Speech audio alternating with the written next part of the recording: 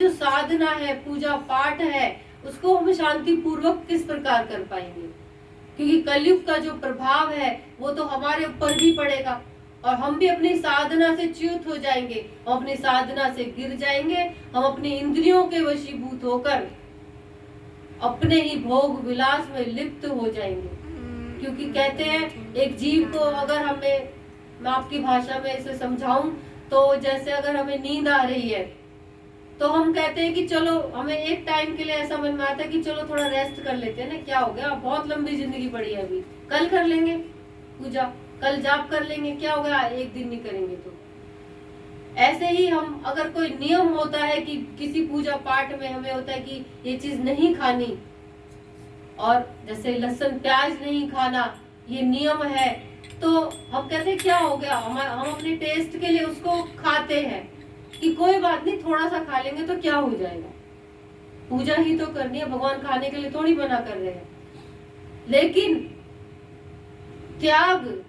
इष्ट को प्राप्त करने के लिए त्याग भी आवश्यक है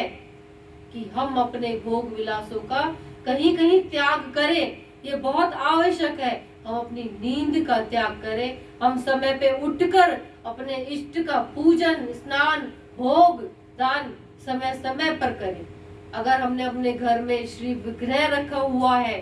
तो हम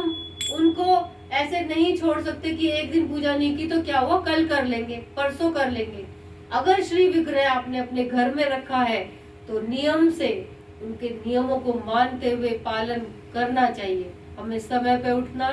चाहिए, आरती, भोग, उनका श्रृंगार, स्नान और शयन आदि करवाना चाहिए। तभी हमारी पूजा विधि जो है वो सफल होगी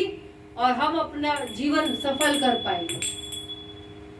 तो 88,000 जब ऋषियों के मन में ये विचार आया कि कलयुग का इतना गहरा प्रभाव होगा कि कलयुग का जो जीव है वो दूसरे के दुख को देखकर सुख मनाएगा, उसको शांति मिलेगी। यदि उसके कुटुंबी, उसके खुद के प्रियजन दुख में होंगे तो वो खुश होगा,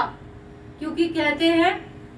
दूसरे के सुख को देखकर इंसान दुखी होता है, अपने दुख से इतना दुखी नहीं